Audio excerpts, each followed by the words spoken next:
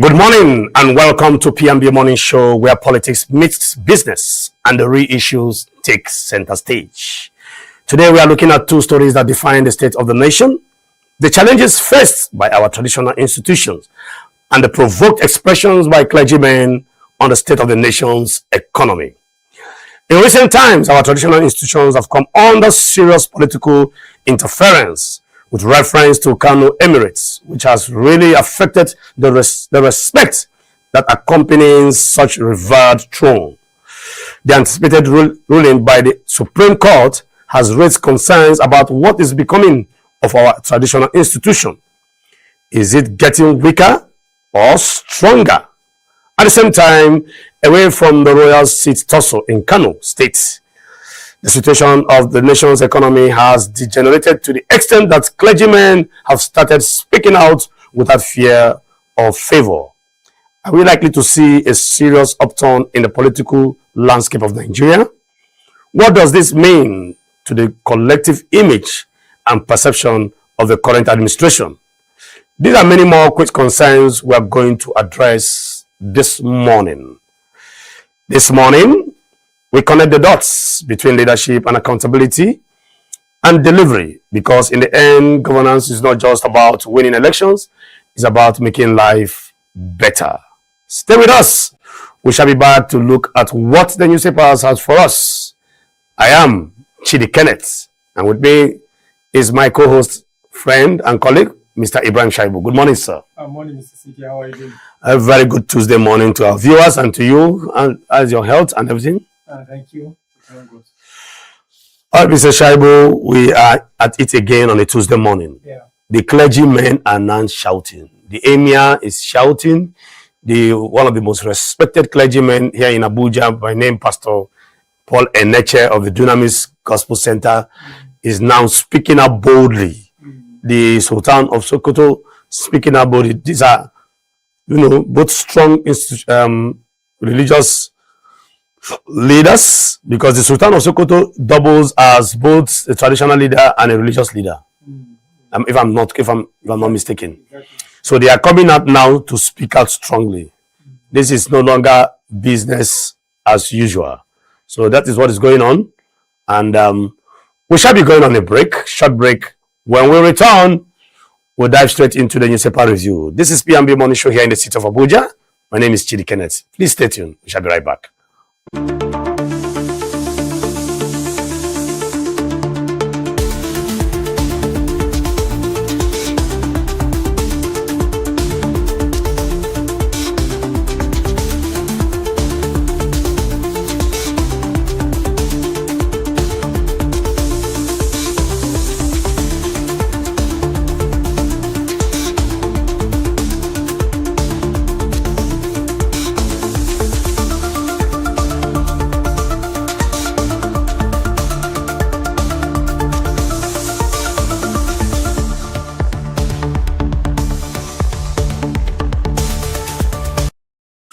Welcome back to PMB Morning Show here in the city of Abuja. My name is Chidi Kenneth, and I still have with me my colleague, Mr. Ibrahim Shaibu. Mr. Ibrahim Shaibu, it's newspaper review time. Yeah.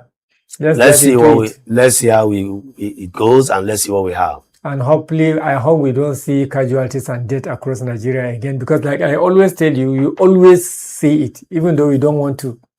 Well, yesterday, did we see anything like that? Of course we did. In Benue, we did. In Benue and one other state. So it has been the norm now. It has been the norm now. Every day I fear. I hope today we are not going to see this. All right. Let's go. The Vanguard is the first newspaper. Many terrorists, 3 soldiers, killed in quarrel gun battle. You can see that the producer was laughing, because we just finished saying we hope we won't see it, and then he just started with it. Very sad situation. So when are we going to wake up in the morning? I don't know. And don't find anything that has to do with bloodshed. And still it's soldiers. Many terrorists, 3 soldiers killed in Kwara gun battle. Many terrorists, 3 soldiers killed in Kwara gun. Hopefully, as we lost 3 soldiers, we expect to see like 100 or more terrorists being brought down. Hopefully. Well, they caption them reads many terrorists. Exactly. So at least from 150 upward is a very good attempt. Well, we have not seen that. There was no specific. There was no figure stated there. No. I said we hope. I said hopefully, because if we can lose 3 soldiers, at least for each soldier, we're supposed to say like 50 terrorists gone. Okay, because going forward, they are non-state actors and not as professionally trained as the soldiers. They are a threat to our existence. They are a threat to our life. They are a threat to our progress. They are a threat to everything of ours. And then we keep losing the most productive, the most active part of our society, the soldiers, the military personnel. Yeah, well, it's used, and and that is one of the reasons why some people might be questioning the program or the idea of reinstating some of these men. But let's see how it goes, because exactly. Okay, the top there we have it that we have Tinubu disconnected from hardship facing Nigerians. Hakim Baba Ahmed. Tinubu disconnected from hardship facing Nigerians. And see, and that is this aspect of this is what we found ourselves in. Hakim Baba Ahmed is now speaking out. Exactly. Not that only the president himself is totally disconnected from the realities. Exactly. The economic hardship biting Nigerians. Exactly. And this is not just unique to individuals living in Nigeria. Just today I was seeing so many social media posts across all the social media platforms. Nigerian in diaspora are also agitating, also crying, also shouting out about the hardship being faced in Nigeria. Some even are saying Tinubu must go. And this is not, like I told you, it's not about party this time around. It's the biting situation, it's the difficulty, it's the hardship that can unsettle this government if care is not taken, unless they came back and do the right things. And like I always say, it's not too late. You have almost 365 days to the election. You can be able to turn things around. That is, if the political will and commitment is there. But actually, life is no longer easy for Nigerians. Now you can see another one there. The governors can fix insecurity. Governors stop running to Abuja. Governors can fix insecurity. Ex-Commissioner of Police Owoseni. Now this is one of this is an ex-commissioner of police speaking up now. Yes, exactly. That governors can fix it. Yeah. They should stop running to Abuja. So why are the governors not fixing it? So if a person of the caliber of an ex-police commissioner, he might have been a state commissioner of police one time or the other, I think he knew that they have the capacity. But then the level of insecurity across our state now bypass the powers of the state governor. Of course, no. If that's the case, an ex-commissioner of police will not be speaking out. You have to look at the gravity of the situation. Do you understand? It has reached to a state commissioner cannot control the Nigerian police. You cannot control the military. The power to control this comes directly from the federal government. It's only the federal government that has the power to control the military as a unit. But there's something he knows as a former ex-commissioner for him to have made such bold statements, They can fix through their collaboration with federal government and other agencies.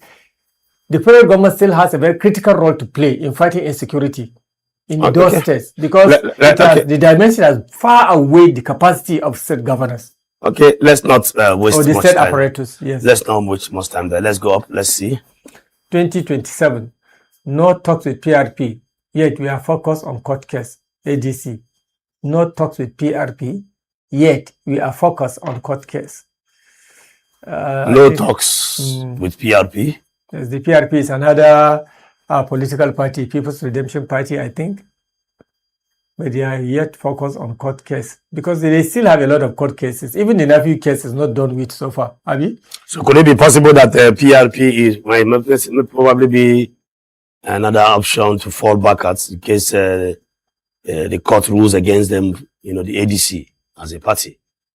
Yes, probably so, because we are hearing no talks. As you are seeing now, this PRP is the oldest political party in existence so far in Nigeria. The PRP? Exactly.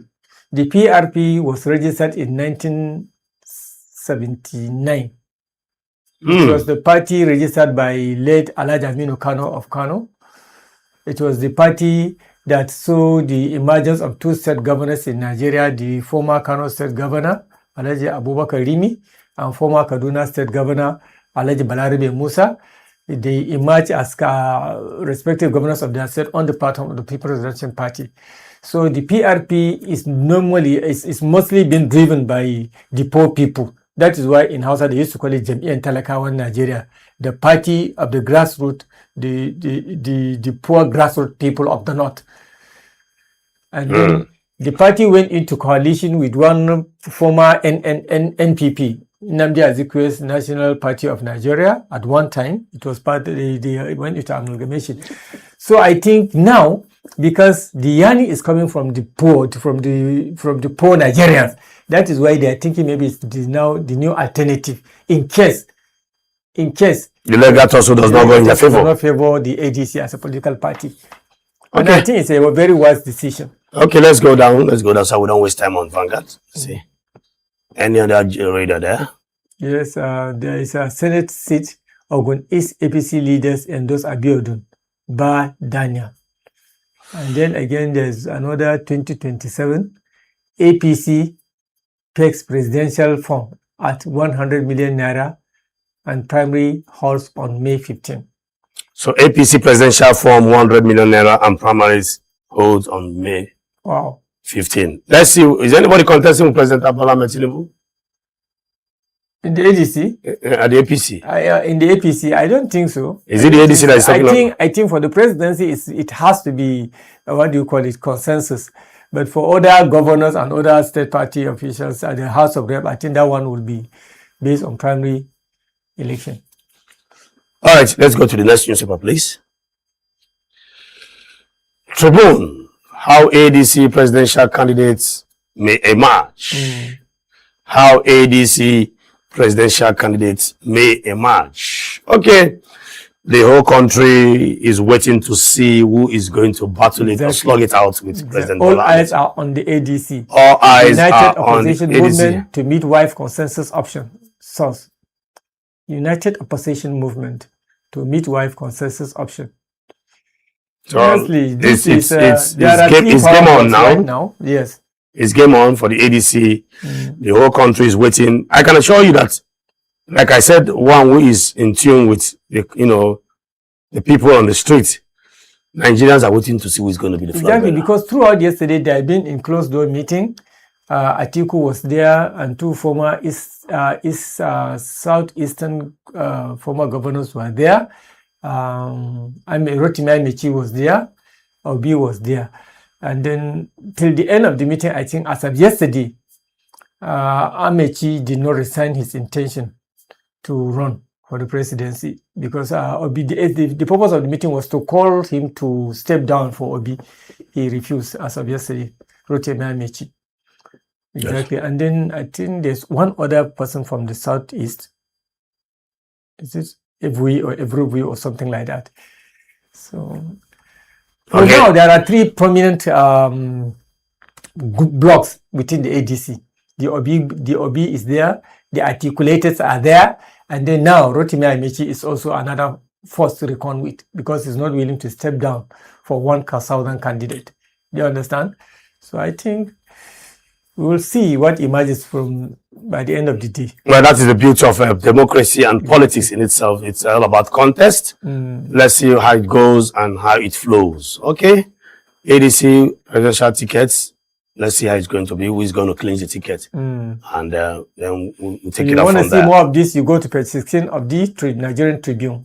Yes, you go there and then find out what's going on. Let's go up, take it up a bit. What else do we have? No, down. PDP crisis. Wike calls for committee on reconciliation. Wike calls for committee on reconciliation. So there's still a patch in the PDP. Wike is the one calling for the reconciliation. Exactly. Maybe to sit down with aggrieved parties and then discuss way out for the party towards the 2027. Well, at some point, it was not looking like Wike was going to call for any reconciliation. Yeah. But I'm surprised to see, are you sure this is verified? Sometimes situation force people to mellow down a little bit, to soften down a bit. I think this is what is happening with the almighty Wike. All right, we still have the APC presidential candidates to emerge May 16th. NWC fixes governors' primaries for May 23rd. you can see that they have different dates for different positions. The May 15, 16 for the presidential ticket of the APC, the All Progressive Congress, and then for governorship primaries, fixing May 23rd. You see, somewhere I want to argue that this is an attempt to check out the governors that will be loyal to the president. To check out or to favor them? No, to figure the future, because some of the governors that wants to return for second term, if not ordinarily, the governorship primary is going to take place so that they can understand which state so that the weight of the president will come to bear. Yes, and then some might argue that it's also a way of trying to find out which of the governors is loyal to the president and who is not loyal. Exactly. And let's see how it goes anyway. It's political season. Exactly. Tinubu approves how many billion? 15 billion. Okay. Take-off grant for new police academy campus in Ogun. Tinubu approves 15 billion naira take-off grant for new police academy campus in Ogun. New police academy campus. That's a good news because we already have one in Kano. Then I think we have another one.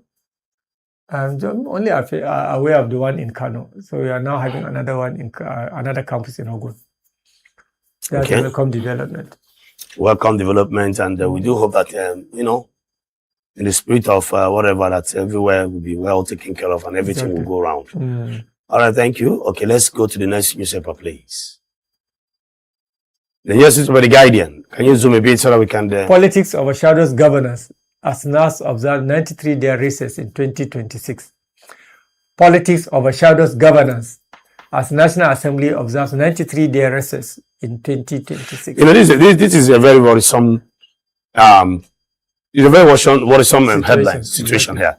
Politics overshadows governance as National Assembly senators and House of Rep members goes home for 93 days to go and rest, goes on break for 93 days. How many days do we have so far? Have we spent so far? They are going home to put in order their political structure. How many days have we spent so far for the year? We are still, April is still on. Let's do average of 30 times for 120. 120 days. Or let's say at worst case scenario, 124 days. Maximum. If we are to put it at the benchmark of 31 days per month. And out of 121 days, 124 days or thereabout, or let me say 120, do the maths. 121 minus 90 what? How many 3 days? 93 days. 3 days. So the National Assembly has spent just 28 days. 28 days. Chopping huge allowances. Legislating for, discussing national issues. How then do we make... In these 28 days, most of the things they do is not even legislation. Most of the things they do is approving laws. Out of those, most of the things you can see 93 days recess just in 2026. 2026 is still fresh. April is now gone. So if I'm to do my marks, National Assembly spent no less than 30 days. 30 days, honestly speaking. In 4 months. Then you may begin to wonder, what did they do in those 30 days that I've spent? Mr. Ibrahim, do you see any meaningful progress with this kind of I tell you, as far as I'm concerned, this National Assembly is the worst that I've ever seen in the life of Nigeria. Worst. Believe me sincerely, because none of the activities have been impacting the life of the ordinary Nigerian at all. Is it in what they legislate? Is it the outrageous amount of laws they bypass protocols and approve? Or what? We are now swimming in debt, neck deep in debt, that we cannot even know.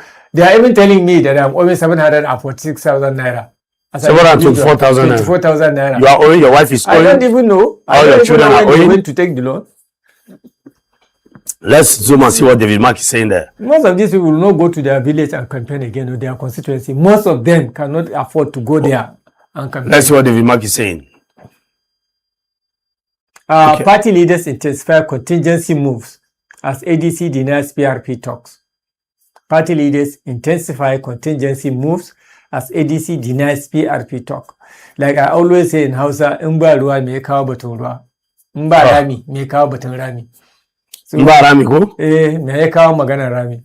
Akwai rami. No matter how they try to spin the language, I believe there might have been some talk, or there might have been decision to consider talking with the PRP, because they have to calculate in case the court decision does not favor us. What do we do next?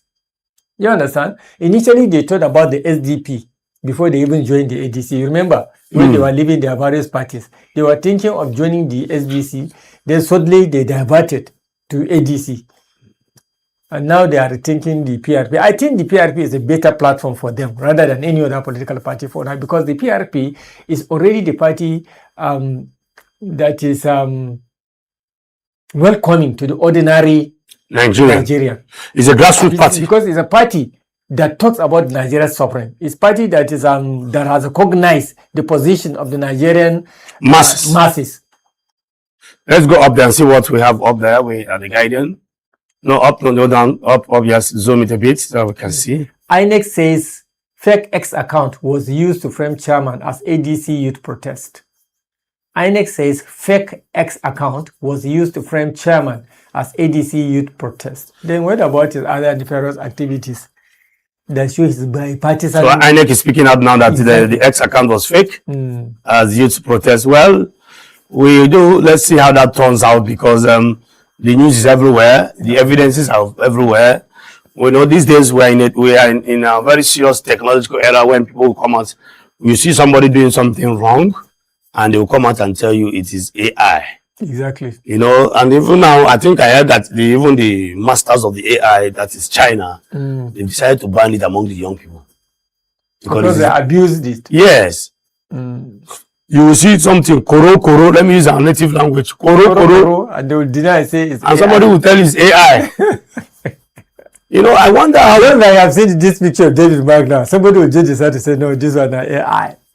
A person at 78 cannot be one of the pictures can be understood. What a video. Videos, exactly. You see live video, and you know that this is a live video of maybe one of a political leader romancing the leg of a lady. And they will tell you it is AI. AI. Exactly. So we have another rider up there. CDS charges troops to crush bandits, keep Nigeria safe at all cost. Page 3 of The Guardian. CDS, Chief of Defense Staff, charges troops to crush bandits, keep Nigeria safe at all cost. Then another rider there is saying PDP, NEC adopts 2027 election timetable, declares end to crisis. PDP NEC adopts 2027 election timetable, declares end to crisis. So these are all stories you can find in various pages of the... Well, let's see how it goes, because PDP, now that we are hearing that Wike himself is now the one calling for reconciliation. Yes, it's a good one. It's a good one. But let's see how it goes that we journey through 2027. Exactly. Now we are hearing denials of no talks with PRP and all what, you know. It's okay. Nigerian Broadcasting Corporation's directives to broadcasters erode press freedom and independence, says Nigerian Union of Journalists. NBC's directives to broadcasters erode press freedom, independence, says NUJ.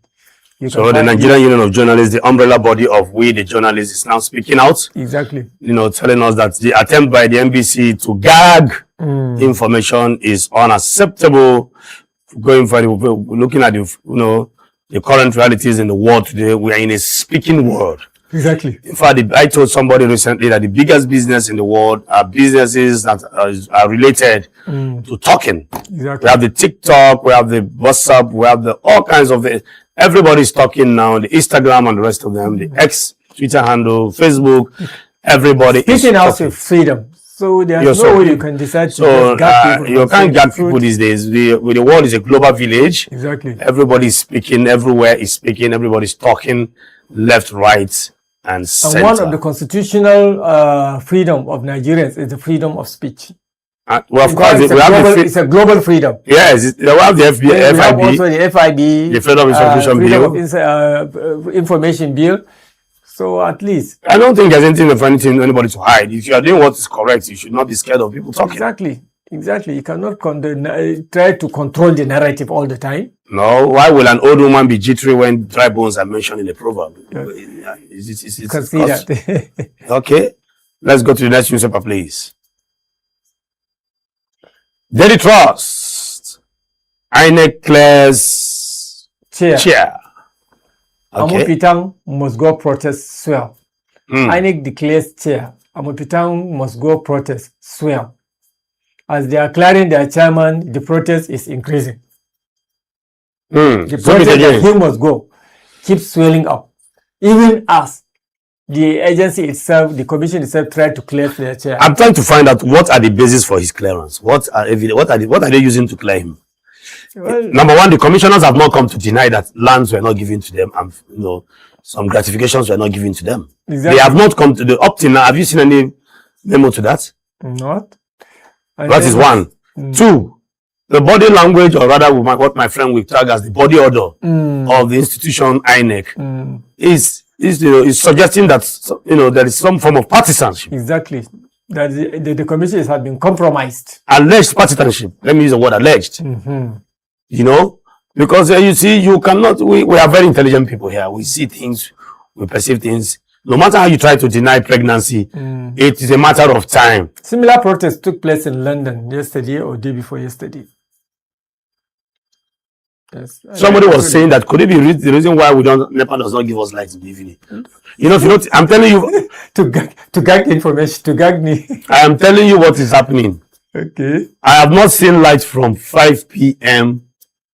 till 10 p.m. every day, and these are the prime time where all forms of informations and news, prime time news, 9 o'clock news, 8 o'clock news, 6 o'clock, 7 o'clock, different kinds of political news. That is the best time we can see, apart from mornings, because in the mornings everybody is rushing to the office to attend to one or two hustling and bustling. Well, even if to make end meet, to meet up to their daily needs. But in the evening when you are home to relax, and then watch and know what is going on in your country, you don't have the light to watch it. No, Allah, you can always see what is happening on your phone.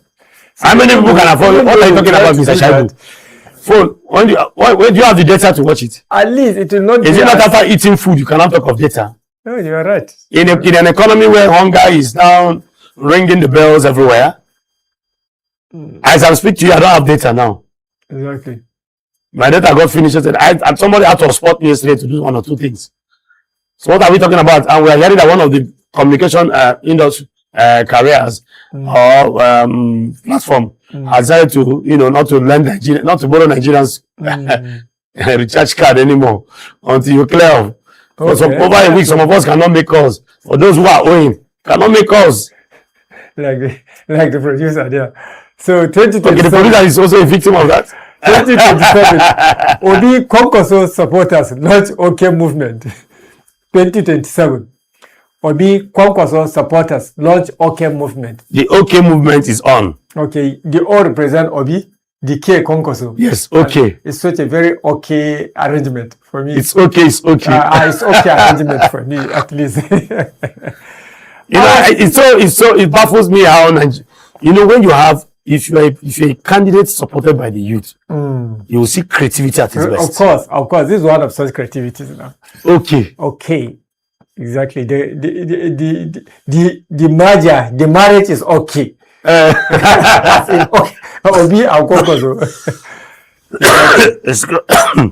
If this ticket is allowed to fly, honestly. Let's be very honest with ourselves. Honestly, I'm telling you, people will be going to toilet.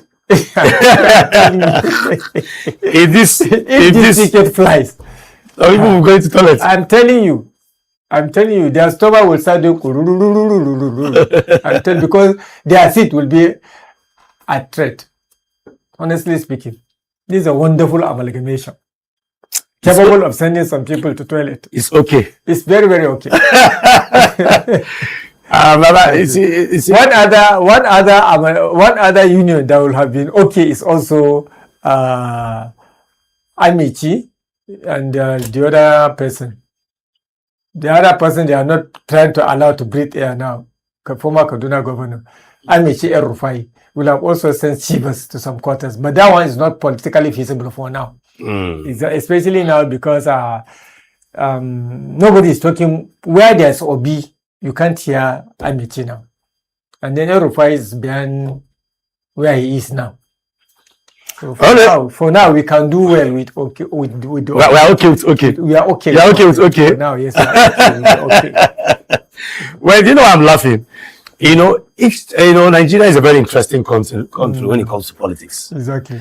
Every political season, we begin to see all kinds of, new initiatives, new styles. We have seen the articulated, we've seen the obedient movement. The obedience with 4B.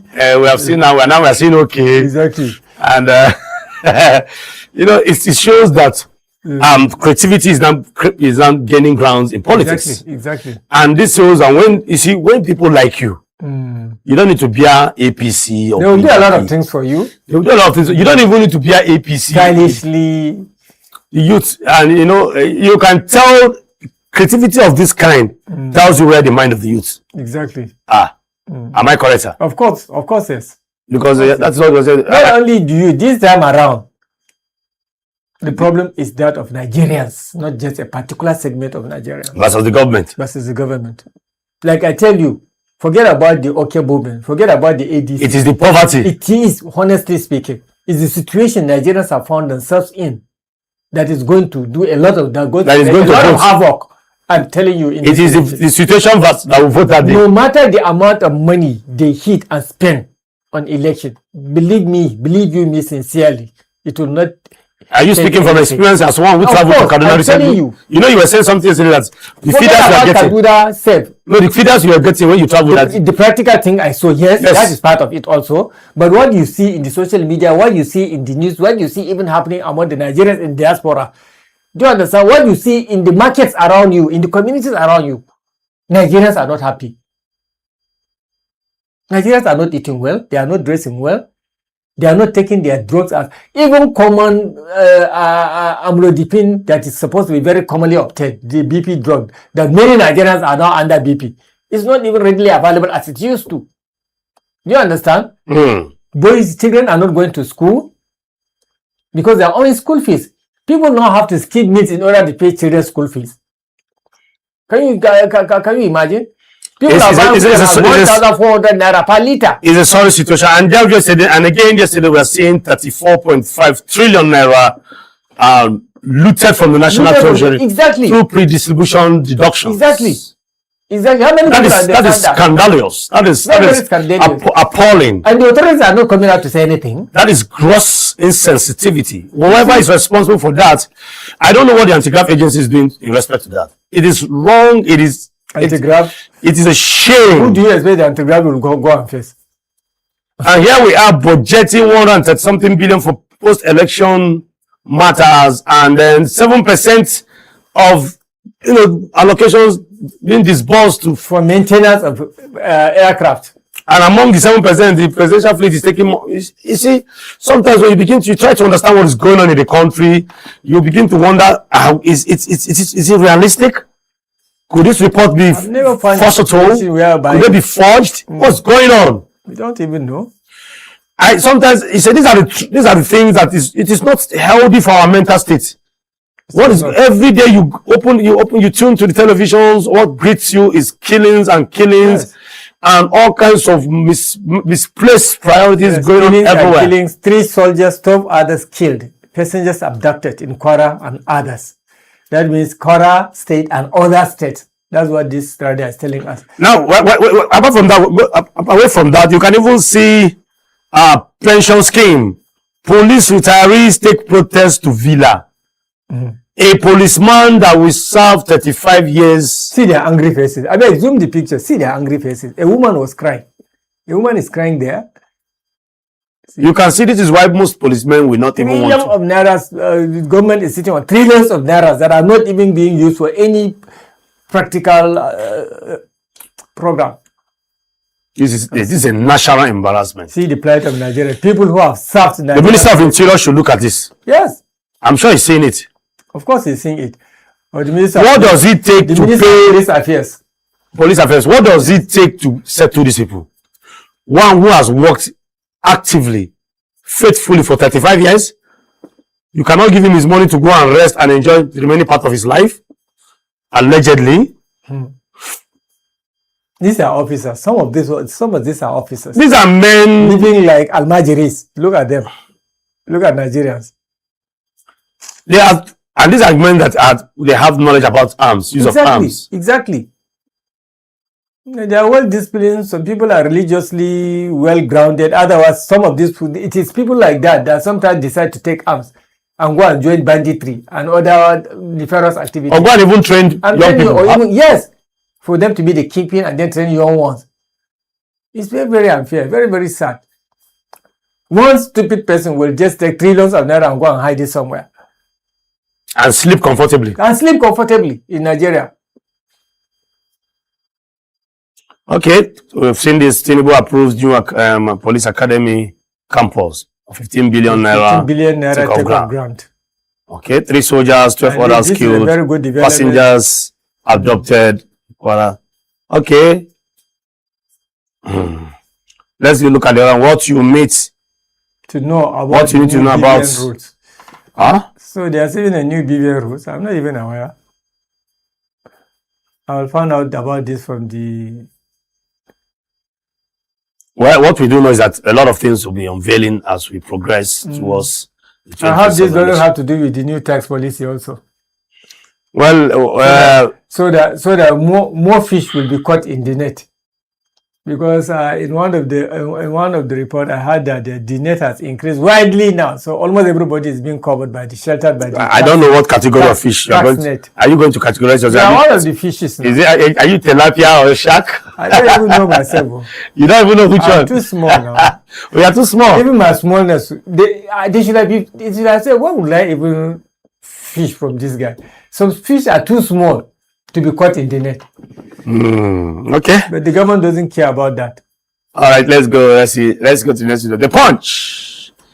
APC imposes 2-week deadline for presidential governors' NAS forms. APC imposes 2-week deadline for presidential governors' NAS forms. So the rule is there. You have 2 weeks to get your presidential tickets and your gubernatorial tickets. APC release timetable fixes presidential primary for May 16 and gubernatorial primaries for May 23.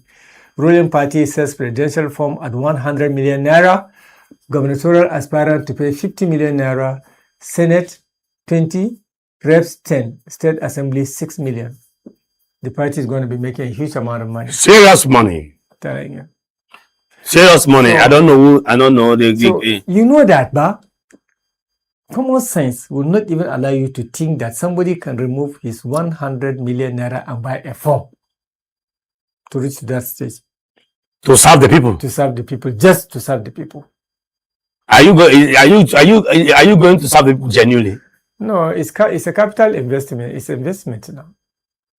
I don't know what you mean by capital investment, Mr. Chayu. I can't invest. I can't just go buy a form for leadership is servanthood. And you want to buy a form to serve the people for 100 million. Are you being served now? Are you asking me? I'm asking you now. You are being served. I'm not being served. I've been looted.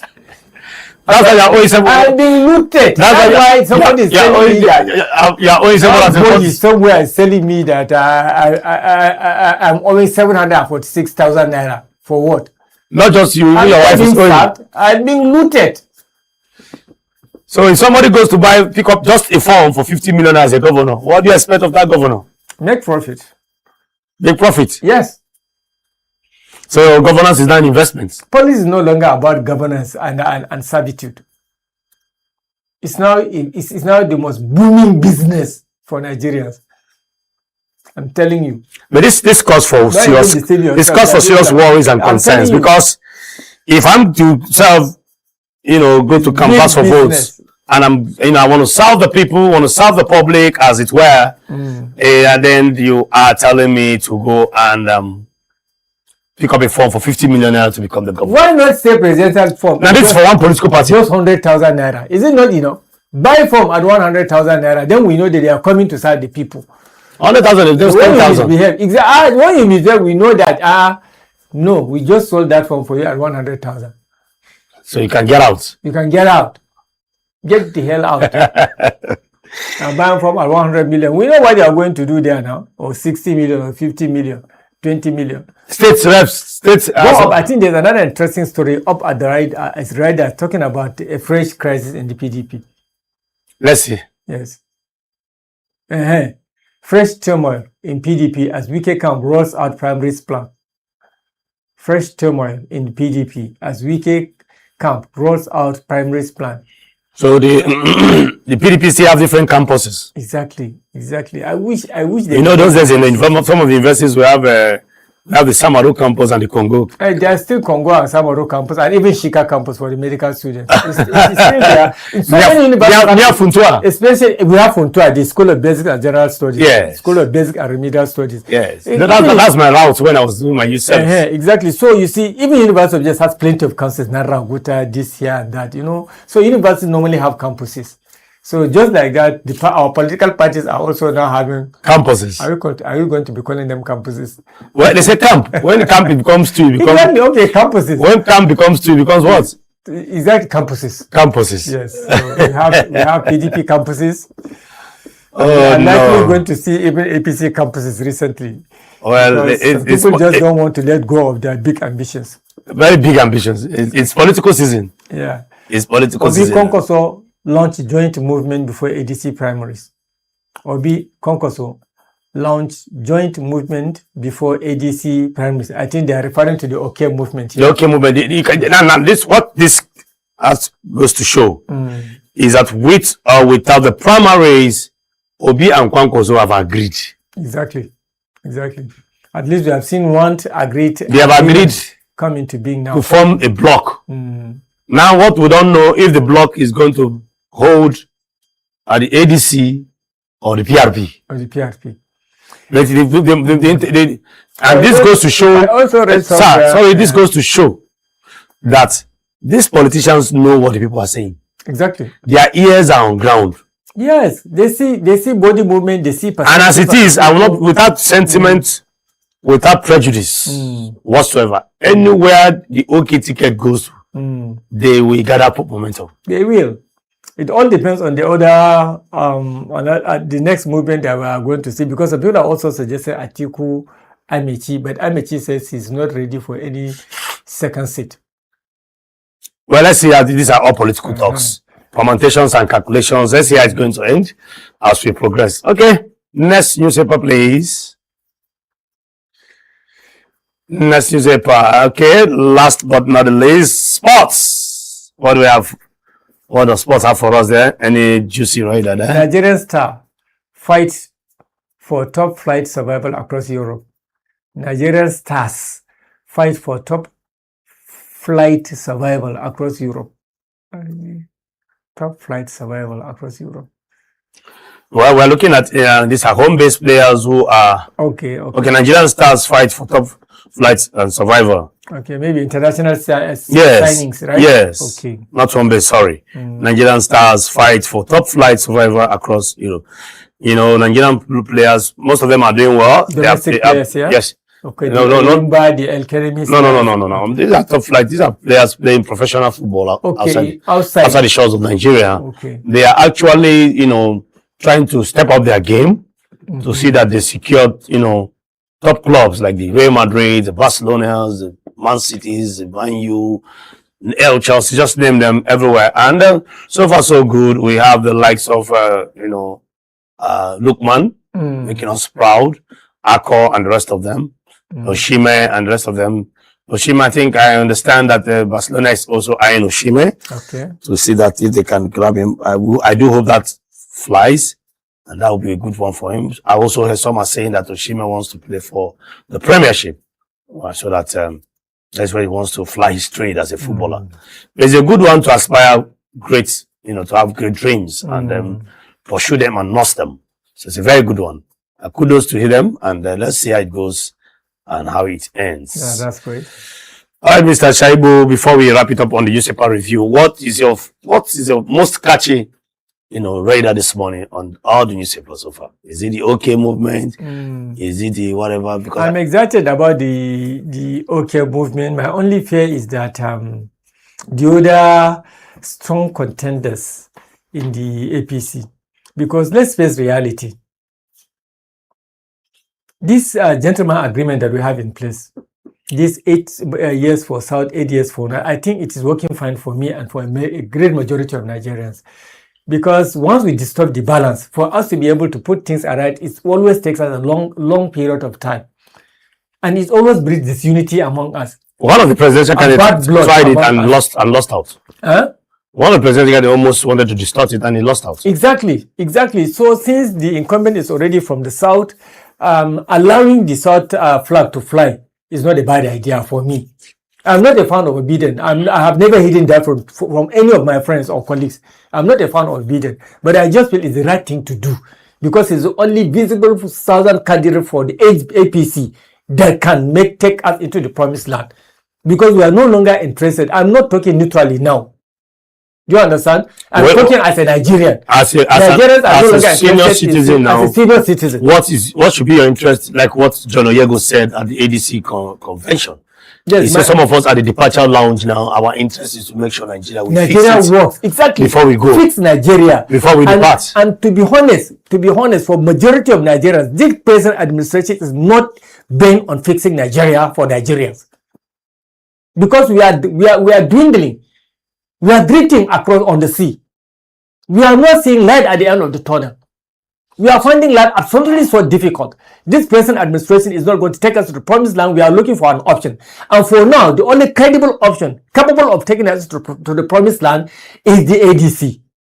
And in the ADC, the most viable ticket for now is the OK movement. I'm talking as a Nigerian, as a senior citizen. I'm not talking neutrally now. This is my view. All right, one of the things I've been, looking at the OK movement, let's be very honest with ourselves. The Obi Kwankwaso, there's something about that man that has kept him relevant in the landscape, in the political landscape of Kano State. I understand that when he was the governor, he did so well as a governor.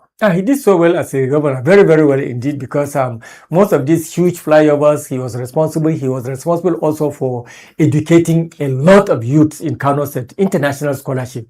Kwankwaso did that at a crazy level. So many of Kano youth, most of the medical doctors that are serving in Kano State now are product of Kwankwaso movement. He took them to international, to foreign countries to study medicine, engineering, architecture, mostly science-based courses. Pilot. Kano has a lot of pilots. Kano has a lot of engineers, all trained by Kwankwaso during his first and the second tenure in office. He brought, all these overhead bridges in Kano. He built schools. He performed well. But what is working for Kwankwaso is an engineer. He's an engineer by training. He's an engineer by training. He's water resource engineer, I think. Yes, water resource engineer. But what is working for Kwankwaso is the large, crazy followership he has. That's almost like a, like a crazy followership. And then looking at Obi, what is also working for me, and let me speak for that, because Obi, my wife happens to be in secondary school when he was a governor. And I asked her, tell me the truth, what Obi is saying about himself when he was governor, that the prefects, senior prefects in the secondary schools have his phone number directly and they call him. My wife said it's true. Oh. My wife confirmed that it's true. That they call him, he will come to the school, he will give laptop, he will do this, he will do that, he will fix the school and everything that. And they came first, Anambra State came first in WAEC. Yes, I think for 2 consecutive years. And when he assumed leadership, I think... But one of the things, I was listening to one northern online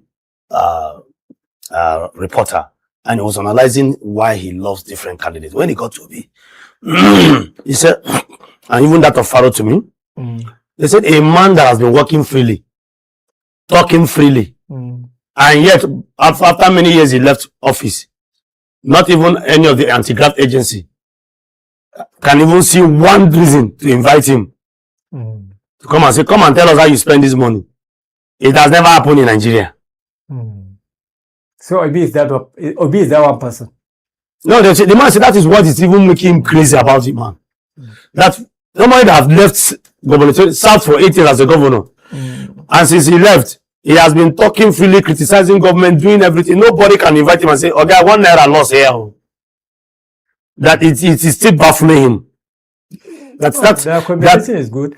Like I said, the Konkoso has that cultic followership. He has that cultic followership. Not only Konkoso is a religion in Kano. Konkoso is the only like a religion. politician. He's the only northern politician that something will happen to northern across Nigeria, wherever in Nigeria. Konkoso will visit there, go and commiserate with them, sympathize with them, and even face the government of the state, whether it is southwestern or south or southeastern. No Nigerian, no northern politician does this. Every time you hear northerners being slaughtered or killed in any of the southern states, you know, this I don't know what is happening in the south. The southerners like to do this to northerners. But all our politicians will not go. Konkoso will always be there, will engage the governor of the state, will engage the leaders, traditional leaders of the state, talk on behalf of the northerners and fight for the northerners' right. That is why the Konkosia movement is not even only restricted to Kano. It's not only restricted to Kano. We have a lot of Konkosia movement, pockets of Konkosia movement across all northern Nigerian states. Just like your videos as well. I always talk to you about Regasa. Even in the center of Regasa, there's this Konkosia office. In so many places across northern areas, or northern state, you will find Konkosia office. So it's also a movement in its own right. Kano state vote alone is almost 2 million. And even though now they are trying to divide the Kano vote, Konkoso will still pull more than 1 million. He will leave the remaining balance to the other boys. Sorry, I wanted to call them boys. Political boys now. They are boys politically now. They will just share the remaining votes in Kano. But Konkoso will now pull the majority of Kano votes. All right, Mr. Shaibu, I think we're not discussing the Konkoso and Obi tickets, likely tickets. That's not why we are here this morning. We're just on a lighter note, just to look at, because but you brought it up as a host. Yes, I brought it up. Yes, because it's on the newspaper there. Exactly. And it's everywhere in the social media. The OK movement is there. And then it sounds very interesting to see. It's political season. So our job is to leverage on what is going on and then make Nigerians see it clearly, make clarity of what is going on, because the APC is already settled. We're likely going to have a Tinubu return ticket, and then the two gladiators we face. It's going to be, like I said yesterday, when we were little children, there's this sound we always make when we're about to see, very exciting movie. Yes, gang gang. So 2027 will be like it's AKA gang gang. Exactly. We expect to see that. We expect to see that. All right, thank you very much, Mr. Shaibu, for doing justice to today's topic, and it's nice having you around me too. Thank you, Mr. CK. It's always a pleasure to be here too. Okay, and that will be all for now on the newspaper review. We shall go on a short break, and when we return, we'll dive straight to the topic of today. This is PMB Morning Show here in the city of Abuja. My name is Chidi Kenneth. Stay tuned. We'll be right back after this time out.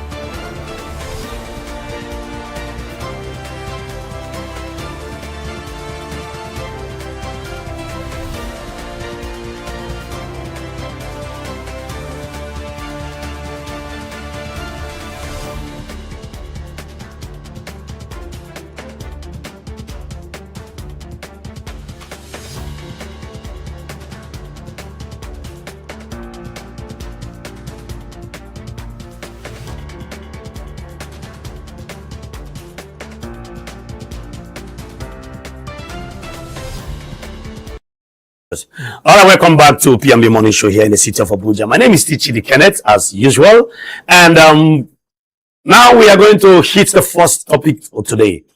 This topic, what we're going to talk about, is very, very interesting. Interesting in the sense that the clergymen are now speaking out. Clergymen entails both the pastors, the imams, strong traditional rulers and institutions, and strong, religious institutions and churches are coming out to come and speak. All right. My name is Tichirike, like I said, and I just want to read out something. Then we play a video. When you watch that video, you are going to understand what is truly going on. The situation of the nation's economy has, degenerated to the extent that clergymen have started speaking out without fear and favor. Are we likely going to see a serious upturn in the political landscape of Nigeria? What does it mean to the collective image and perception of the current administration? These are many more questions and concerns we're going to, double into and discuss as we progress this morning. Once again, this is P&B Morning Show, and then we are going straight to watch videos of provoked outbursts by clergymen. Now, Pastor Paul Eneche of the Dunamis, and then the Sultan. Please stay tuned. Enjoy your view. However God wants to do it, whatever is the will of God to do, national intervention, foreign intervention, whatever God will do, any way you will do it, Lord, do it. Amen. But you know my pain. It is a shame that a country with such potential, that went to handle Liberia, assist them, went to assist Sierra Leone, went to Somalia, that went all around the world to help distressed places. We have a terrible set of leadership. Wicked human beings. Wicked blood-sucking demons in places of authority who allow this country to degenerate to a point where outsiders are saying they want to come and help. Killing, bloodshed is normal. Just be riding in your personal everything. It's normal. 1 million people perish, it means nothing. What a useless power. Power that cannot secure a nation. Power that cannot secure the lives of indigents. Power that cannot help the people. Useless power. What shall it profit a man to gain political power and have no relevance on the ground and no relevance on the earth and no future in eternity? What useless, nonsensical power. Amassing wealth that you will take to where? By the time you die and you are buried in the grave, all the billions around the world, where will it go? Vanity upon vanity, says the preacher. All is vanity. People don't know what they call relevance. There are people who are dead, they cannot be forgotten. And there are people who are alive and they are remembered for nothing but the suffering of people. You follow what I'm saying? Whatever way God will do it. Already they have called us a disgraced nation on account of useless people in places of power. They have called us a disgrace. Didn't you hear it? That is, you are under that clause of disgrace. The disgrace is to the head of those who caused it. It's on the head of those who caused it. The disgrace is on the head of the people they said they enlist and whoever is responsible. The disgrace is on your head and on the head of your generation. Military can help, but they are weakened. They post-planted people and means them to weaken them. Military can help, but they give an order and the people give some counter order. Arrest terrorists today, they are released tomorrow. Inconsequential. What? I don't know. And these people travel out of the country. They see Dubai. They see Singapore. They see US. They rush to the UK. Things are working there. And they don't have common sense to say, let this thing work in there, let it work here. Mentality burnt like a psychosclerosis of some sort. Do you understand what I'm talking about? But we are in the days of judgment. Look at Ezra chapter 7 verse 26. Those who will die will die. Those who will be banished out of the country will be banished. Those who will... Look at this. Everybody read one to go. And whosoever will not do the law of thy God and the law of the king, let judgment be executed speedily upon him, whether it be unto death or banishment or confiscation of goods or to imprisonment. All of the above. Put it on the screen. You know what? That is, those who need to die will die. Those who shed human blood. Those who need to be banished on exile. You don't belong to this country. Banish them. Those will be banished. Those who stolen properties must be recovered. All that they gathered must be recovered and returned back to the nation.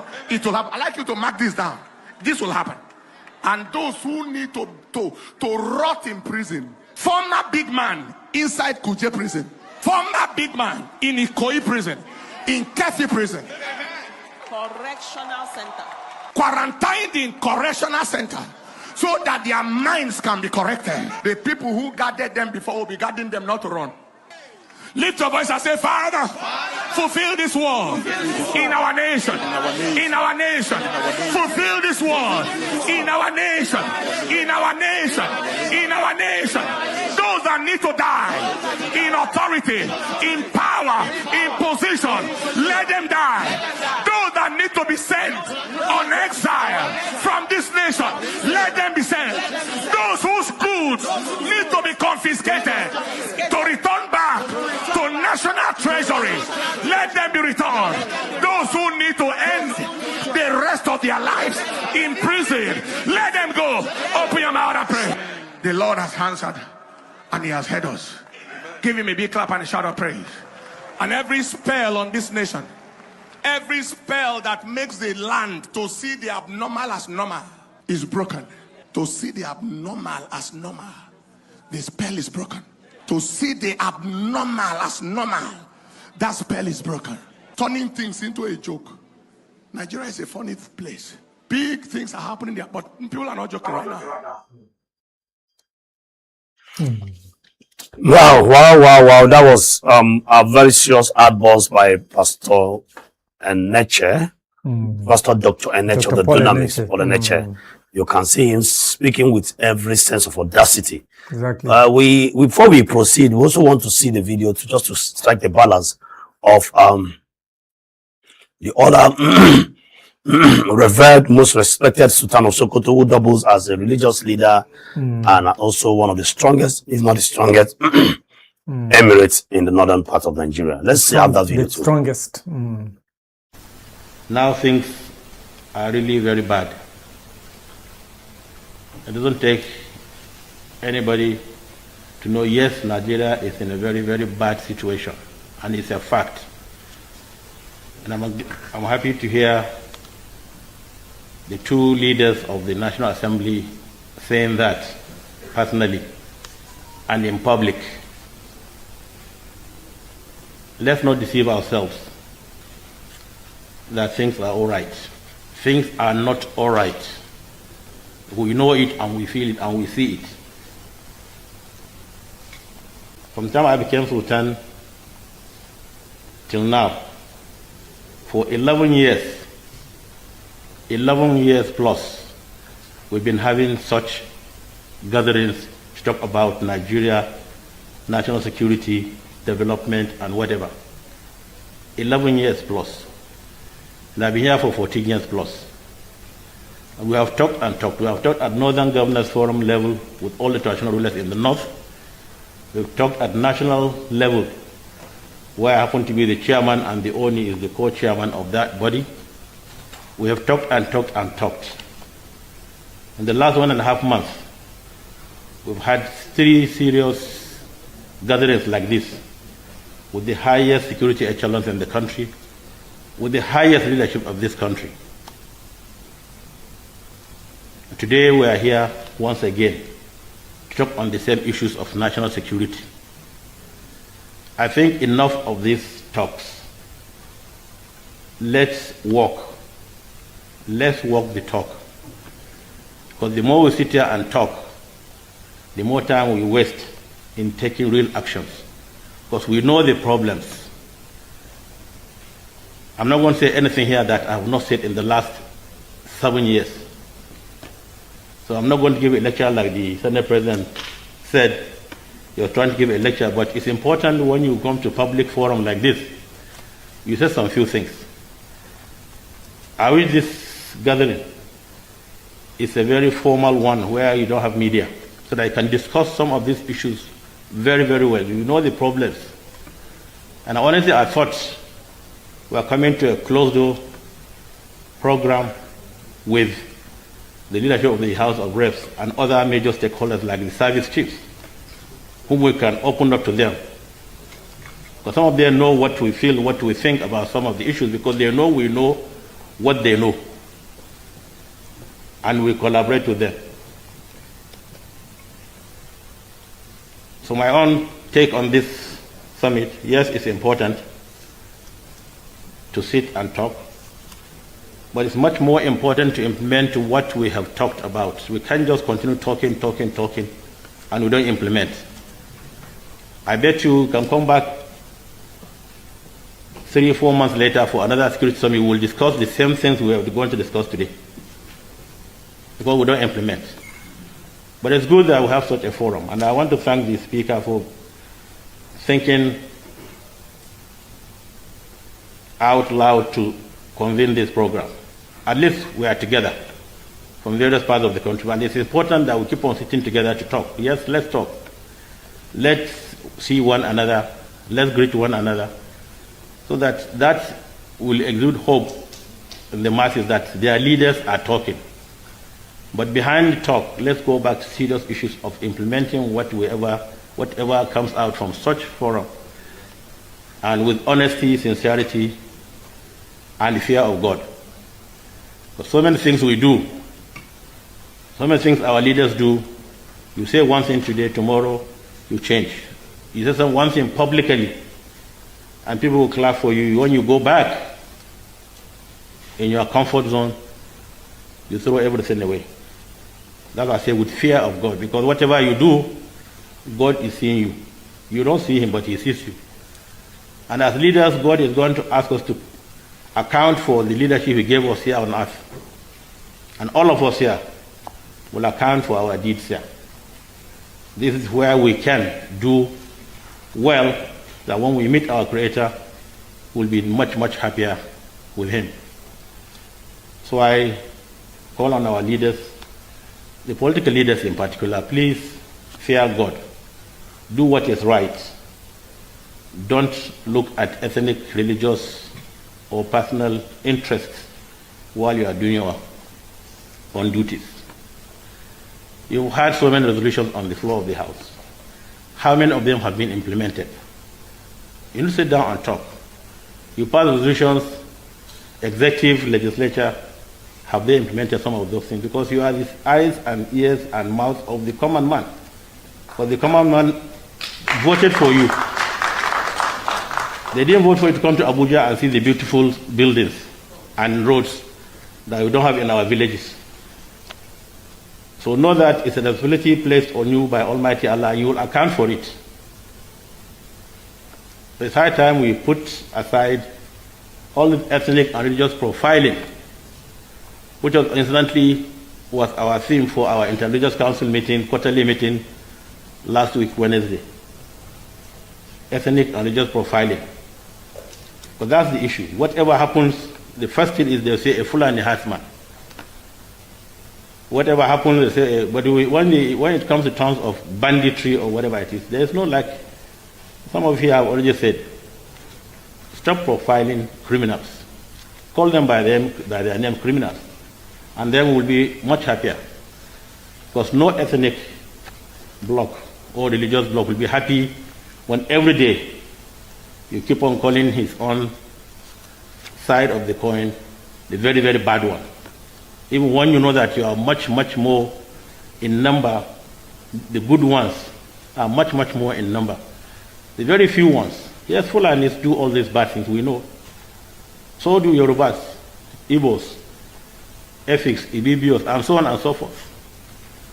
So unless we come together and look at the greater figure, that is Nigeria, and work for Nigeria to move on, we'll continue groping in the dark and we'll continue having these problems. So when the speaker called me and said, please don't go back, we push this into Wednesday, yes.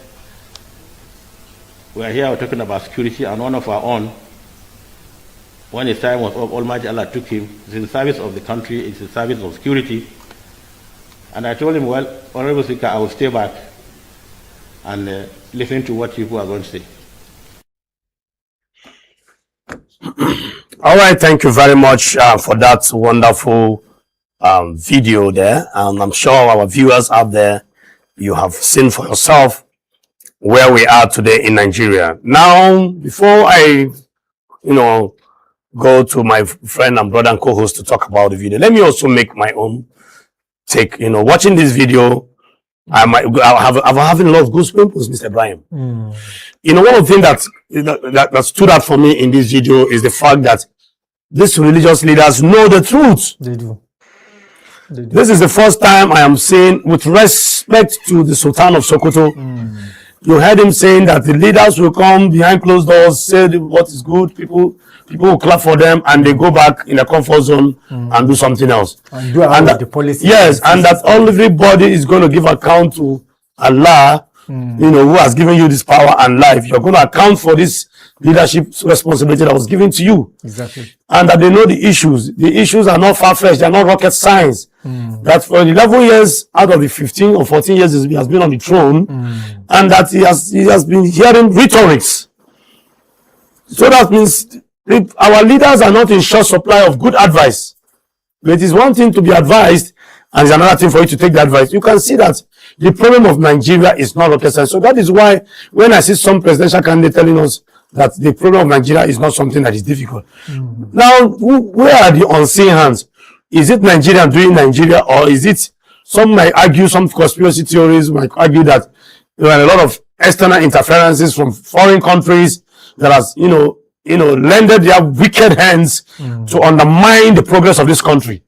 We've had serious issues and allegations of illegal mining going on and being shrouded into some form of secrecy, appearing to be like a kind of banditry and insurgency activities, whereas the main business is going on the ground. That is not insurgency, it's rather an economic war. Exactly. Now, and nobody has come out to deny all these things, or all these allegations making the rounds. Now, these issues, I'm pained personally. I am so provoked listening to Pastor Paul Eneche too, of the Dunamis, a well-respected clergyman, coming out to speak without fear or favor, praying and laying curses on those who are saddled with the responsibility to provide good governance for Nigerians. We have no business suffering in this country. We have no business going through what we are going through, because Nigeria is blessed with so much mineral resources. Nigeria is blessed and endowed with all forms, name it crude oil, name it gold, name it lithium, just name the minerals in large commercial quantities. And here we are owing 159.55 trillion naira, and every Nigerian citizen is owing 724,000 naira that he did not borrow to eat. Now we cannot eat 3 square meal. Our children cannot go to school. Security killings every day. 7% being allocated disbursement for Nigerian, Air Force. And somebody is coming to tell us that they will have drones to supervise elections, and we are voting 135.5 billion naira for post-election matters, and we are voting 75 billion to cushion the effect of electricity. No light, no food, no. What is happening in this country? I was also venting, because looking at this video, it shows that the problem of Nigeria is staring us at the face. Then the leadership is the problem. Exactly. And some leaders will come making joke of this whole thing, telling us prayer allowance and the rest of them. In fact, with due respect to the Senate President, who is saying that terrorism will end in 2027, making a joke of this whole thing. Definitely. I am personally provoked this morning. You should be. I have children who are Nigerians. I am a Nigerian. I feel the brunt of this country. I see what is going on. I'm a journalist and I know what is going on. Now, looking at these political leaders coming out to speak in this manner they are speaking now, it shows that, in fact, I'm so impressed by these two people. God will bless them for us. God will give them more strength and energy. I'm so impressed. Look at the way they are speaking truth to power. Exactly. I wonder how people who lead us in this country are wired, how they think. Some of our leaders are so insensitive to the plight of the people. People are dying every day, and solutions are available, and then we are not doing nothing. Not at all. It's a very sad situation, honestly. Honestly, I'm sitting down here talking is just you have anything. To talk. I'm just angry. It is the talking that sometimes unravel the problem. If we don't talk, those leaders that are responsible for correcting the situation, they will not even care to do it. You understand? We have to talk. This is the only time in Nigeria where I see the ordinary Nigerians speaking out, the professionals speaking out. It has now reached a stage whereby even religious leaders, the clergies, are speaking. The traditional council, the traditional royal fathers are also speaking. Nothing is working in Nigeria. If anybody deceives us that something is working, And the senior president will come and make an alleged joke. Excuse me. This Make an alleged joke of the situation, telling us insecurity is going to expire by 2027, as though he has a clue of what is going on allegedly, or who. Have you seen? I don't understand the rationale behind some of these statements. His statement is not worse than the statement of the president himself telling Nigerians, I just read it somewhere, that if Nigeria can't see what they have done so far, they will borrow us their glasses, eyeglasses, so that we can see. See what? See what? They will borrow us their glasses. Their glasses, so that we can see what the government has done to the people. That is the we can actually see. Exactly. Yes. Borrowing us glasses is even making us to see more. We can see hunger. We can see deprivation. We can see sickness and diseases. We can see collapse of the naira. We can see killings. We can see collapse of the naira. We can see bastard increase in fuel price. We can see redundancy in our refineries. We can see unemployment. We can see even in the federal capital here in Lugbe, schools have no chairs and tables. We can see system failure. They are uncountable. Even one of the aspirants, ADC aspirant that went to get in the person of Dr. Mo the other time that went to donate chairs and tables. So, in Amak. Honestly, I feel good. I feel good that people that we least expect to be talking about these issues are now talking about it. We are used to hearing it from across all these small malams and pastors, but now serious big clergymen like Dr. Paul Enenche are talking. Look at what the Sultan said. Look at you see. How honest can one be more than that? How honest can honest be? These are no. Let's the one of NHL. I can understand, the angle is coming from. Just listen to what the Sultan said. I think it's only the leadership that is not crying. Please, can you just give me a repeat of that statement from the Sultan? The Sultan is the #1 Islamic leader in Africa. In Nigeria. In Nigeria, and most powerful. Now things are really very bad. He's more than an emir. He's a sultan. It doesn't take anybody to know, yes, Nigeria is in a very, very bad situation, and it's a fact. And I'm happy to hear the two leaders of the National Assembly saying that personally and in public. Court, please. You can see that. Let's not pretend. Nigeria is in a very, very bad situation. And it is a fact. It's a fact. And he's happy that the two leaders of the National Assembly have confessed to that in public, which means they made the same statement before he did. They know the problem. Exactly. They made that statement in this particular gathering. It's just that we do not have the video to that event, because he said it, that he is happy that they mentioned it also, and they said it in public. So you see, I think now the government should no longer be deceiving itself. The government should know that it's not working for Nigerians. The government should know that their policy is craving Nigerians, is killing Nigerians, and is throwing Nigerians into extreme level of poverty and want and need.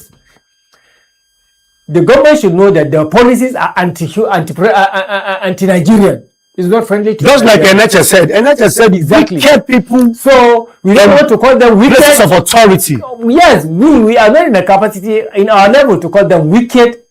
But they should know that. Now, I'm making reference to the statement of the clergyman and of Dunamis. Whatever they are doing, they are not doing it in the interest of Nigeria.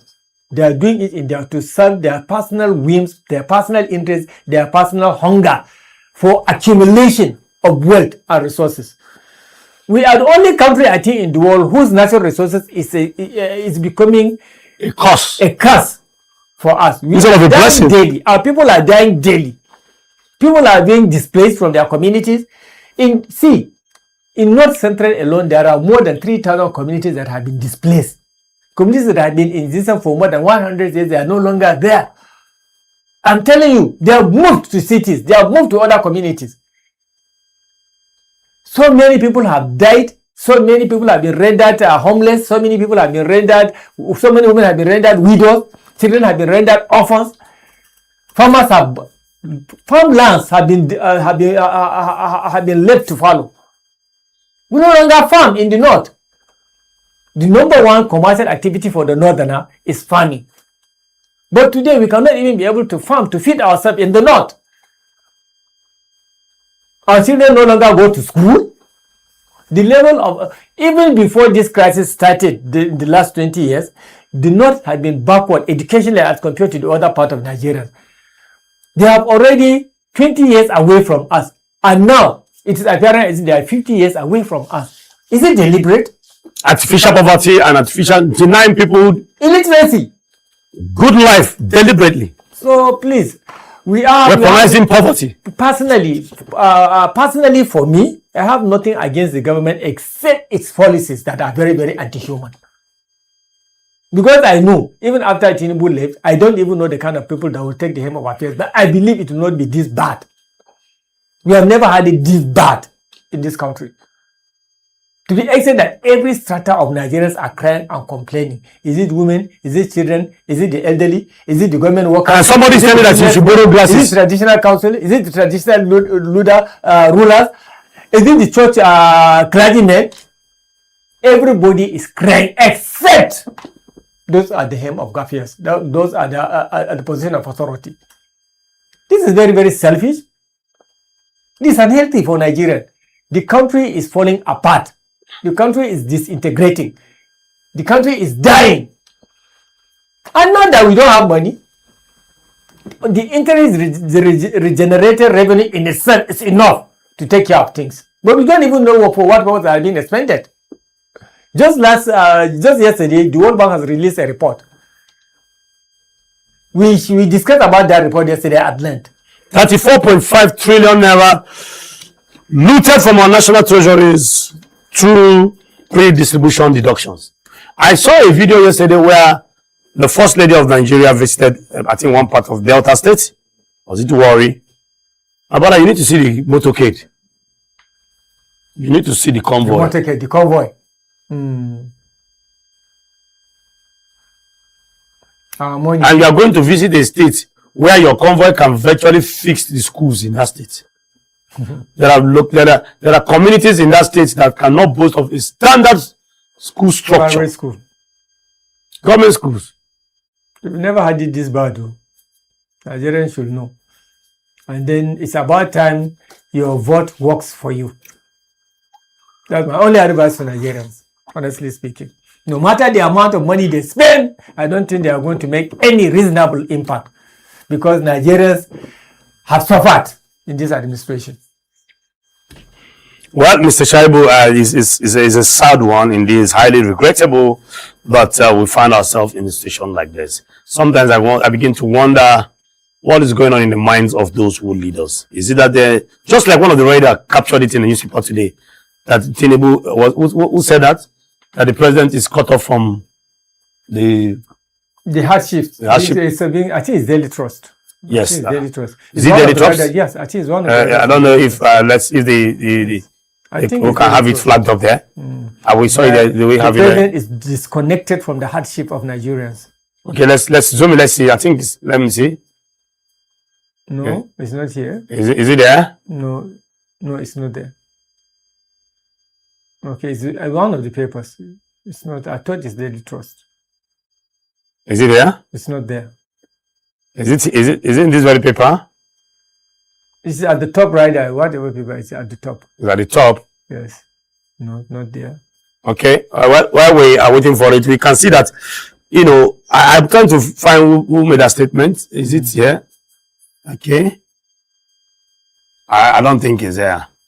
But you see, it goes to show that people are speaking out. People know. Yes, all over. I don't know the handlers of the president, what they are telling the president. Is it that they are telling him all correct, sir? I just have very bad advisors, I think, because people around the leader are always responsible for proffering advices and suggestions, and they will be lying to him. Honestly speaking, I think we have it here. Yes, the Vanguard of Hakim Baba Ahmed. Yes, Hakim Baba Ahmed disconnected from hardship facing Nigerians. Tinubu disconnected from hardship facing Nigerians.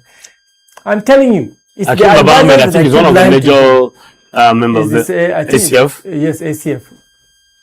All right, Mr. Shaibu, whether we like it or not, we just have to move on. We're very hopeful.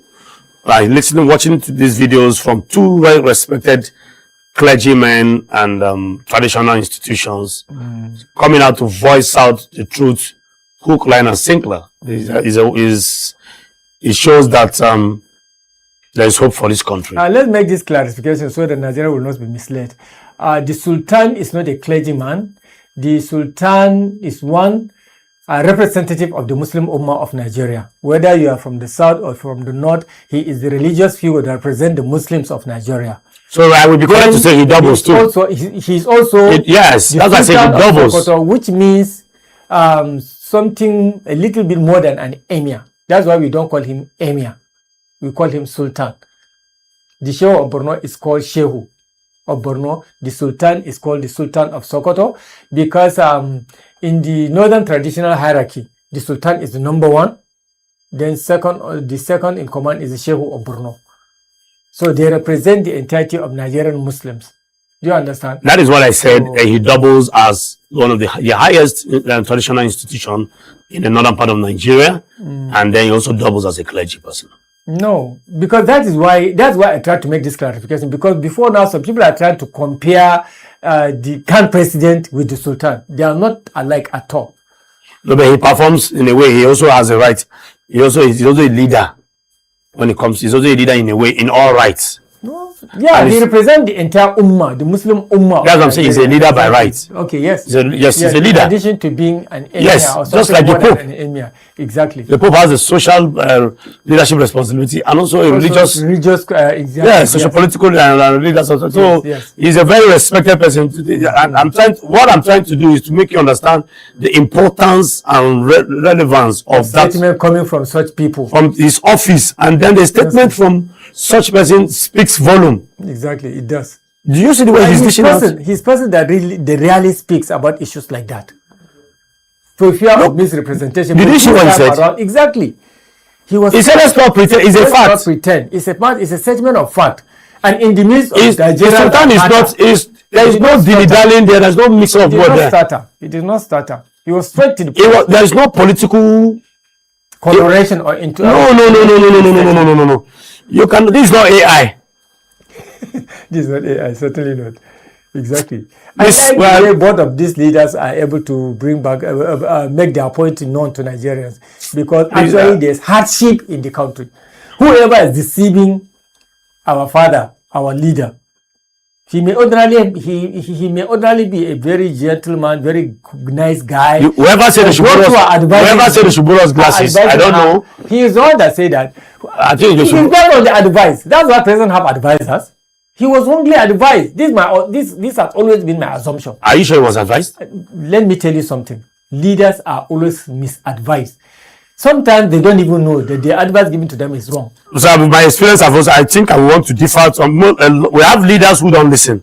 Well, I'm sorry if you happen to be one of those people, then it's going to play out. All right, so please. I don't want to dwell much on this. I think this is where I'm going to. Mr. Shaibu, I want to let the discussion continue on this very issue, because yes, I want to wrap it up on this very topic, and we shall be going on a short break, and when we return, we then we dive straight into the second topic of the day. This is P&B Morning Show here in the city of Abuja. Stay tuned. We'll be right back after this time out.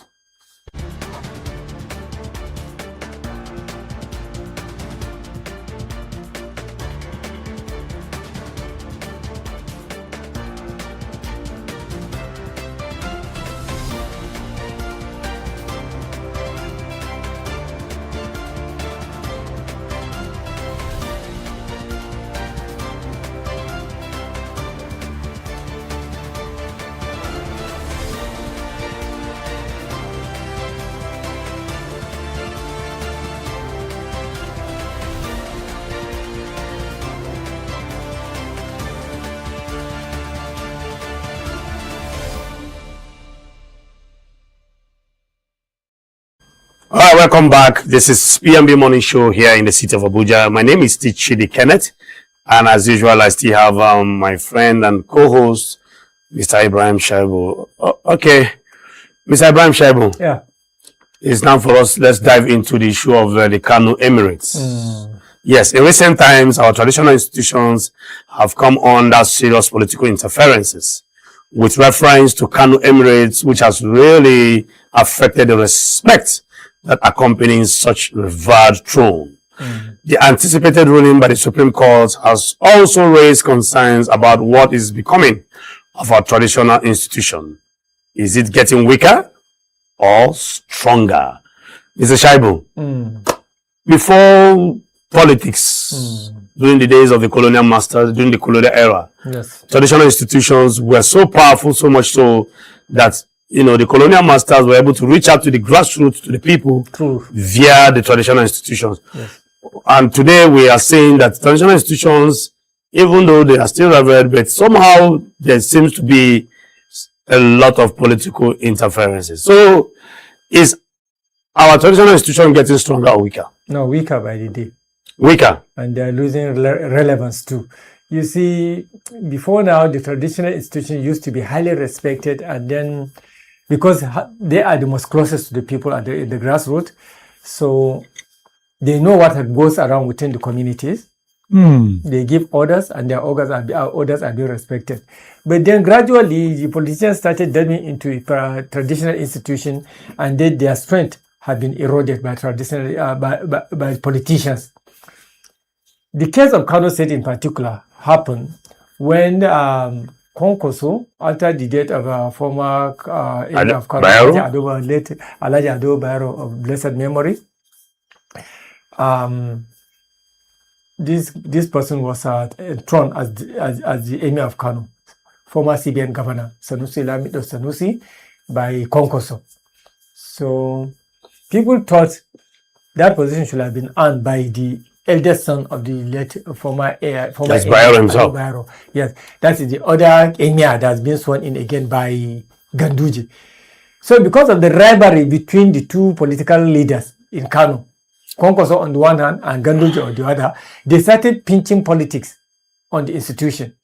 That is how we ended up having two houses, two emir, one enthroned by Konkoso, and the other now after being dethroned and enthroned by Ganduje. Not just dethroned, banished at some point. Banished at some point. You have to dethrone him first before you banish him now. You understand? So this has created a very wide gap in the traditional institution in Kano State, to the extent that even the Kano people themselves are now divided. Some are paying allegiance to Sanusi Lamido, and some are paying allegiance to Aminu, the other Bayero. As this now, there are two areas in Kano. Can you imagine? One operating in so prominent emir. Yes, prominent eminence. Each one claiming ownership of the title. You can imagine. It has never happened in the north like this before. And you can see how politicians have this nature of spoiling everything they thought they lay their hands on. And because the constitution failed to provide constitutional role for the emirs, that is why it is very, very easy for the governors to abuse the traditional institutions in the northern, in Nigeria, not only in the north, but in Nigeria generally. And it's a very, very sad situation because the people are more at home with the traditional institution more than they are with the political institution. Okay, now now it has, degenerated so much so that to a level where such revered and respected institutions begin to find themselves in court. In court. Now, these were people who were seen as, quote and unquote, judges at some point. Exactly. Yes. Even the judges are supposed to be under them. Before it was like that. They appoint the judges. The alcalis. The alcalis report to them, but now they will be subject to the hearing of the alcalis. Can you imagine that? So what has changed? How did we find ourselves there? Politics changed because up to today we have been agitating that the constitutional role be carved out for the traditional rulers. I think during the Constituent Assembly in 2000 and what, this provision had been put forward. That look, we have to find, particularly as championed by a lot of traditional rulers from the north, more than from the south, that look, find constitutional function for us because we are closer to the people. We know the people, and the people know us better than they do know you. But the politicians are afraid that once this constitutional function has been provided for the emirs will have upper hand in the eyes of the people more than they are. Do you understand? They will have less political relevance. If you cannot have political relevance if you don't associate with the traditional institution, and this is the fear of the politicians, to the extent that now nobody even has any respect for the political institution among the politicians. The governor can come today and decide to dethrone a sitting emir, which is not supposed to be so. Exactly. It is even president now involves themselves. I thank God, because at a certain point in time, Tinubu want to put a lot of his influence on this institutional crisis in Kano. But at a certain point, I think some people advise him, so he pull away himself and said, okay, this is left for Kano people to deal with their situation. Because politicians wanted to drag him into it. Do you understand? One, Tinubu is not a northerner. Two, he's a president, he's not a governor, he's not a Kano indigene. Do you understand? But they want to involve him so that they will have tarnished his image. But he was smart enough. Some good advisor advised him to take himself away from it. Initially he wanted to interfere. And everybody began to know where his interests were at that time. So he quickly said, well, they advised him, sir, don't do that. Then he quickly run away from that. I like the way he pulled out of this crisis. Very, very embarrassing. And I hear now that the hearing is slated for April 22nd, 2027. So until that time, we'll continue to be seeing two emirs in Kano, which has never happened in any part of this country. Polarizing the system. Exactly, polarizing the system, creating disharmony, chaos.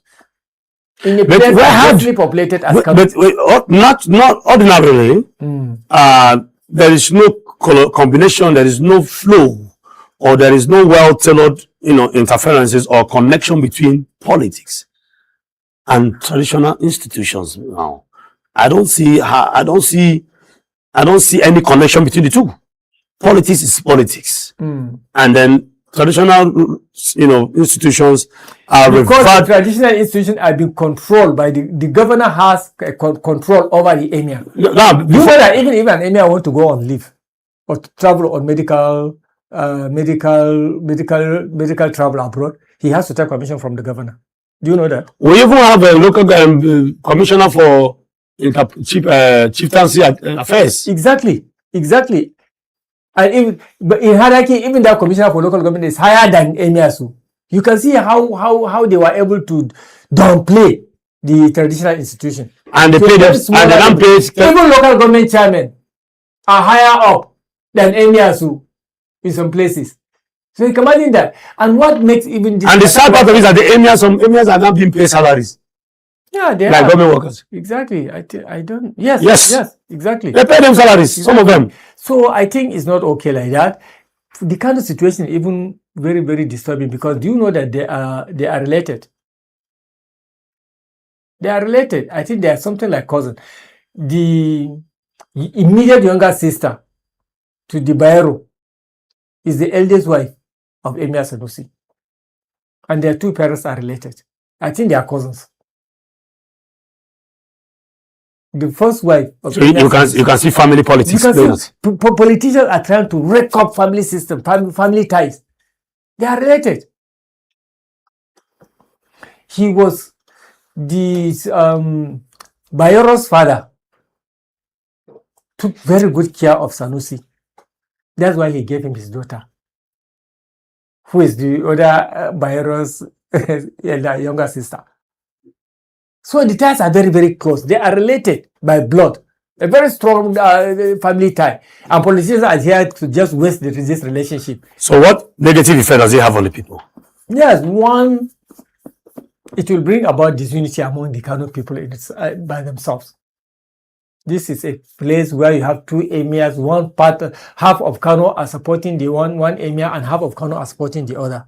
Even among the Kano citizens, even among Kano indigenes, there is disunity now. It will also heat up the polity. Because since this thing started... And raise a lot of political anxiety. Exactly. Since this thing started, even politicians you either belong, the emirs you will either be show allegiance to one political party or the other. Because obviously, it's the governors that enthrone them. One enthroned by Konkoso, the other one enthroned by Ganduji. So now when we see governors clashing between godfathers and godsons, the grass suffers. The emirs are now relegated to the grass. Exactly. And at a point in time, they wanted to even replicate the same problem in one of these states. I think, is it? Only Ibadan? No, in the north still. Even in your state, I think the traditional institution in Southwest particularly is more tighter and more stronger. There's respect for the norms, for the rules and the caprices, to that one in the, for the rules and the rules and regulations of the land.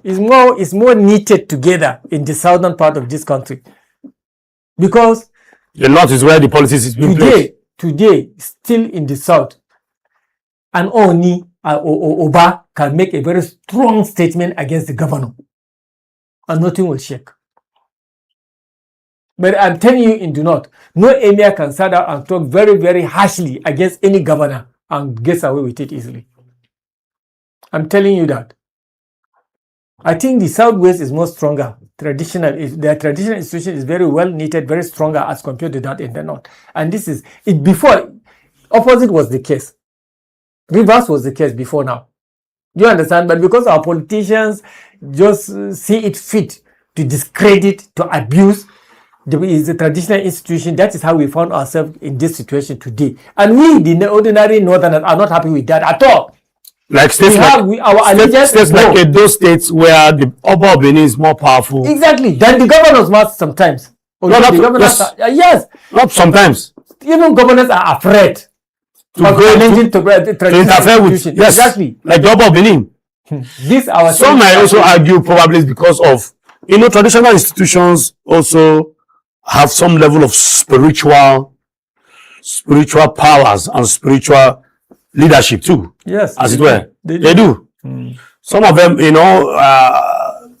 in places, some part of the south, like they do, the Benin Kingdom, the selection and enthronement of traditional leaders are highly sacred, subjected to some kind of spiritual exercise, deep spiritual exercise that you don't joke with. I know human being wants to play with that. Exactly. Respect for the opinions and sanctity of God. It was like that in the north. Let me take you back to. So that is why historical. That is why for their traditional rights. Exactly. And these big men don't play with those. You don't play with your spiritual leader. In the early you don't play with it. In the early 80s, one governor tried to dethrone an emir, late Ado Bayero. Abubakar, former Kano State governor. That was in the early 80s. He tried to dethrone Ado Bayero.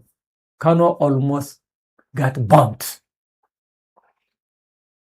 He narrowly escaped. He had to retract his intention. That was how much respect the Northerners used to have for the traditional institution. But today, a governor will just wake up and say, "I dethrone this, I banish you. I banish you. I dethrone this, I enthrone that." I think we have to come back to our senses. I can imagine the governor of Edo State saying he wants to dethrone and banish Oba Benin. An institution that has been there for... It can't happen in the south. Honestly, I believe it is very, very difficult to happen in... Or the Olu of Ibadan. They still make strong statement against... In fact, and let me give you some history. At some point in the south, especially from the southwest, where the traditional institutions had a very formidable government system, where we have the Oriental Kakanfo, who plays a very huge role as a cadre of government during the classical period. It was so revered and respected, and so much so that we have even the Ogbonis that also started the responsibility to melt out punishments for if the Oriental Kakanfo heirs. These were structures that were running on rails during the classical period and during the colonial days. But now I think they still respect that in the southwest, like you said. In the southwest, traditional rulers are well revered and respected. Well, very powerful. Yeah, I think one of the reasons that eroded the power. Another powerful traditional institution is the Ata of the Igala land. The Oyinoyi of Ibura land. These are very strong institutions. The Obi of Onitsha. These are strong institutions where you don't just you don't just meddle with politics like that. because they are very powerful All and very traditional influential. institutions are strong. I think what eroded their strength recently is because, you see, when as a leader you stop fighting for the right and privileges of your people. And you become start a meddling tool into to be politics. used. Exactly. You start meddling into politics. You become a tool in the hand of politicians. And you're not supposed to be Make life partisan. uncomfortable. Exactly. So these are the Traditional leaders are not supposed to be partisan. Some of them are becoming partisan. These are what later in life eroded their supremacy and strength in the eyes of The the people. sanctity Even respect of that the throne. sanctity of that throne. So I think the only way, when people begin to talk, like I'm impressed with the way the Sultan has spoken on this occasion. If we can see emirs coming out to speak like this regularly about the suffering of their people, about how government is going wrong, then perhaps their respect will come back to them. And here referring particularly to our traditional rulership in the north. Honestly speaking, because before now they have been quiet, they don't fight for the people, they don't say anything. Whatever the government is doing against the people, they hardly make statement to that effect. You're talking about the Yes, no, we are talking about what is happening. some of the leaders, traditional rulers, are so well off. They are so economically vibrant Of course, that now you can't expect you see the kind somebody of like cars they drive, Why not? It has always been the case all over the world. All over the world, kings and queens and their always children go to belong- attend the best of schools, Of course. and they live We have in the nothing community. against that. Now, we don't have a problem, but when excuse me, It's sir. always been like that. No, but let me explain something.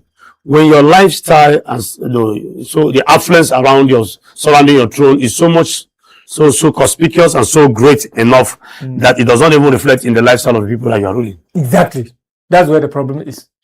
That's where the problem is.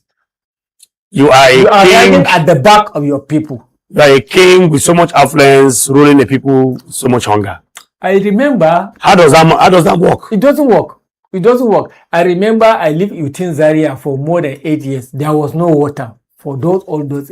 You cannot put on your tap and see water flowing. You understand?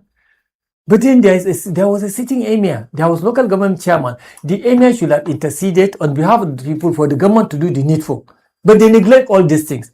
No good schools, no good road. In the past, this is what emirs do. Do you understand? The government does the work, but they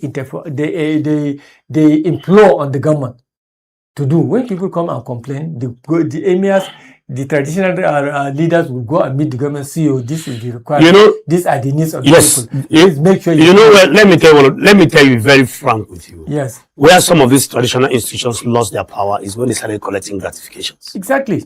You know, gratifications, especially this electoral period, you see gratifications allegedly going to, being given. And you see, whether I don't have a problem with traditional rulers living good life of affluence and their children. But sometimes in the past, these things were given to them by the people. When the people are happy, they go in return farm produce. Exactly. And they go to, thank you, Zaki, exactly. to show gratitude to the appreciation for your leadership. But these days, the reverse is the case, where we see top politicians going to pay costly visits, and when they are leaving, they drop bags. They drop some huge bags. I'm not talking. Ghana was good. I'm not aware. And you are still saying it. I'm not. That is why. Well, let's just call it gratifications, honestly, because when you take gratifications from politicians, what do you expect? That is it. Erosion of values, erosion of respect. So, what's your advice going forward, Mr. Ibrahim, as we wrap up? Well, we want to see situations like this where traditional leadership will come out to the fore and then speak for the people. And see clergymen coming out to speak. Speak truth to power. Let leadership know that the people are no longer happy with what they are doing. When people are suffering, let the traditional institution come out publicly and declare to the government that people are suffering, are not doing the right thing. Without fear. Without fear of people. When they keep doing this, I think their respect will now come back to them. Whether with or without any constitutional function for them. Okay, unfortunately for Mr. Shaibu, time is no longer on our side this morning. Thank you very much for being here on the morning show to do justice to the topic thank today. You for having me, Mr. C. It's been a wonderful time being with you this morning, and I must confess it is it's very, very interesting. And thank you. well sorted out. All right, that will be all this morning for the morning show. Please find time. Feel free to join us on our social media handles on NICOSAT008 and on social media handles where we have Politics and Business English TV.English. See, they are displayed on the screen. You can also like and follow us and join us in the conversation as we continue hereafter. Thank you so very much once again. My name is Tichidi Kenneth. This is the PMB Morning Show here in the city of Abuja. You have a wonderful day ahead. See you tomorrow, same time on the morning show. Bye for now.